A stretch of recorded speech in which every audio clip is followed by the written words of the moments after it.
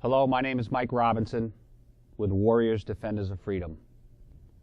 On October 21st, 2010, I had the privilege of interviewing Don Folsom, 85 years old, of Bedford, New Hampshire.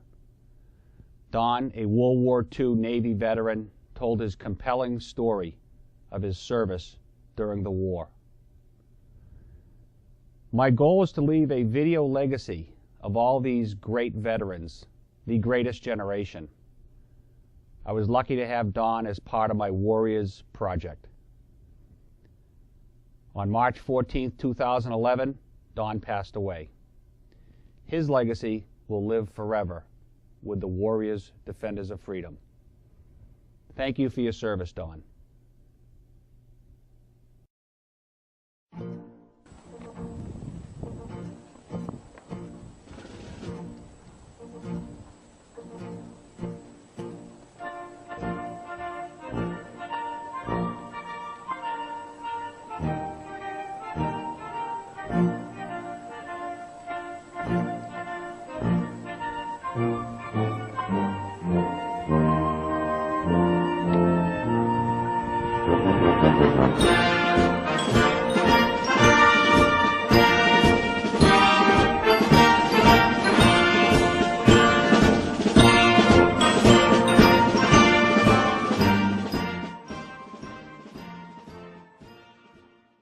Hello, and welcome to another show, Warriors Defenders of Freedom. My name is Mike Robinson. My guest today is Don Folsom, age 85.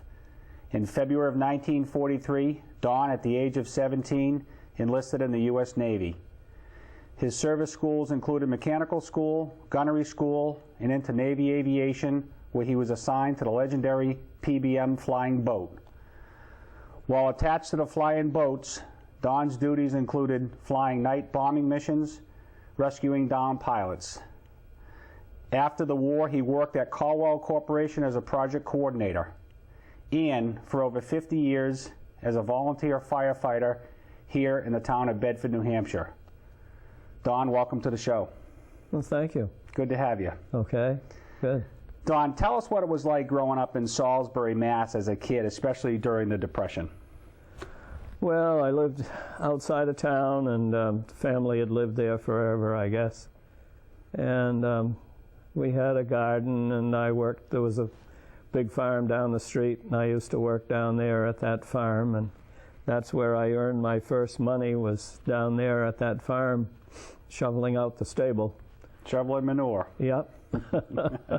Good for you. Yeah.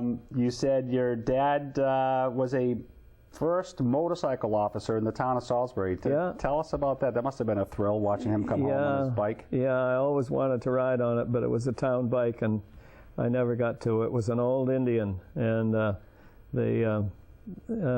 was quite a thrill. Of course, he only rode it right in the middle of the summertime. Yeah. And he was a policeman down there for a lot of years. Okay.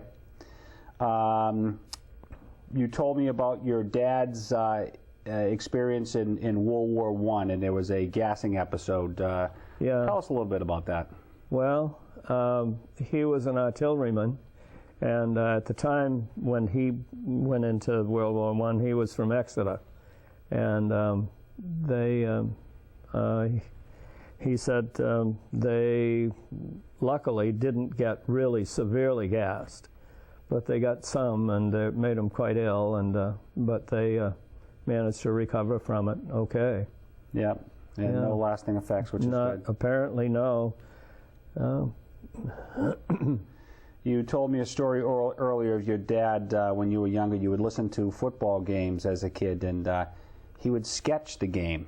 Yeah. Tell us about that. Well, you're not old enough, but back in the old days, before TV or anything, they used to publish it in the newspaper, too. They would show you, they had certain lines for runners, certain lines for passes, and so on, and you would just go up and down the paper, and maybe a different color for each of the two teams. And you'd start here on the kickoff, and then it would be a run back, and then up and back and forth, and we used to sit there and listen. You could almost picture it. Do Do you have any more of those drawings? Have you held on to those over the years? No, I haven't. Yeah. No. Well, great story, though. Yeah. Yeah. You also said in the mid-30s, 4 or 5 times he was a national champ in the fife and drum corps. Yeah, Dad was the #1 drummer for the Exeter American Legion Drum Corps, and they won the national championship, for their participation. They were really awful good, and I used to go with him over there when they'd practice in the middle of the winter. They'd practice in the town hall in Exeter. Yeah. Yeah. Great stories of you and your dad. September 1st, 1939, you were 14 years old. Germany invades Poland to start World War II. Where were you and what were your thoughts? I guess, well, obviously I was home. I guess I wasn't quite old enough to appreciate the significance of it, but my father was. And he and I talked about it, and I really, he was angry, and I guess some of that rubbed off on me. I just felt that was a terrible thing for them to do. And of course you'd heard about Hitler and what kind of guy he was and all that, so when he did that, we were hoping everybody would shoot him. Well, it's funny you mention that because Europe did get a lot of play in the papers, and there was a lot of stories of Hitler and him coming to power. Yeah. But the Japanese were doing the same thing over in China. Were you hearing the same type of stories of what was happening in China in the 30s growing up? A little bit, but nowhere near as significant as about the Germans. Okay. Nowhere near.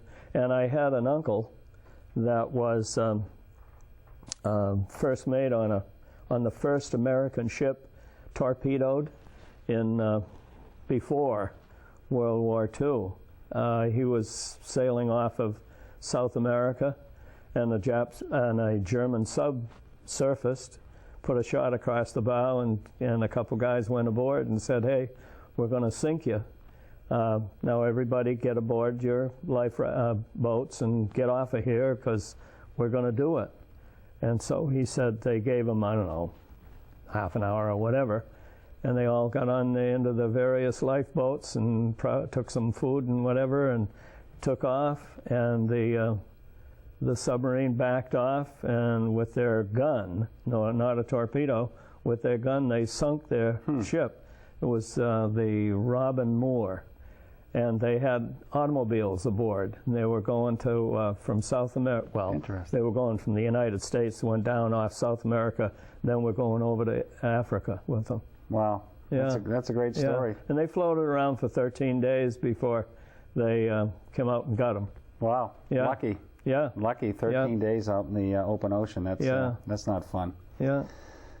December 7th, 1941, the day that will live in infamy, the day the Japs attacked Pearl Harbor.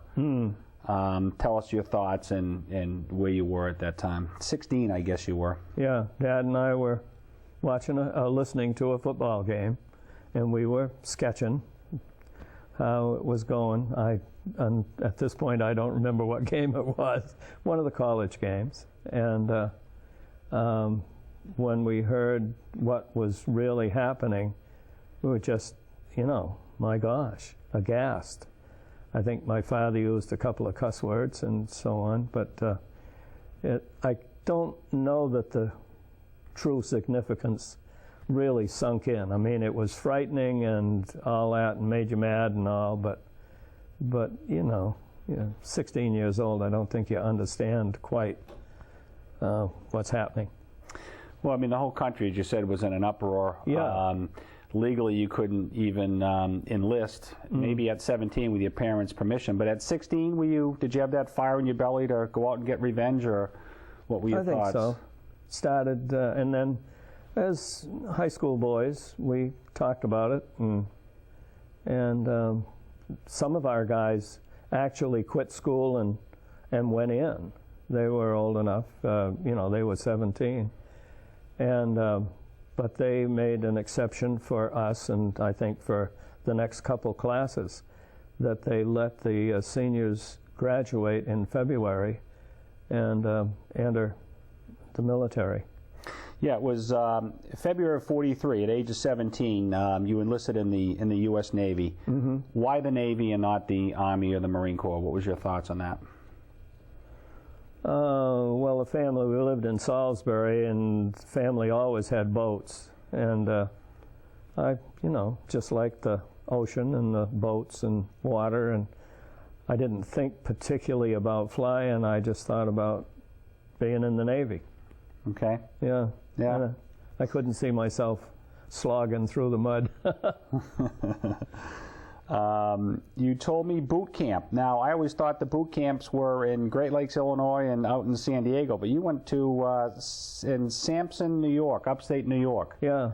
Tell us about that experience in February that in was upstate New York. Big place and cold. And when you stood in the chow line, you were just hoping to get in to get some food, get warm as much as you wanted the food.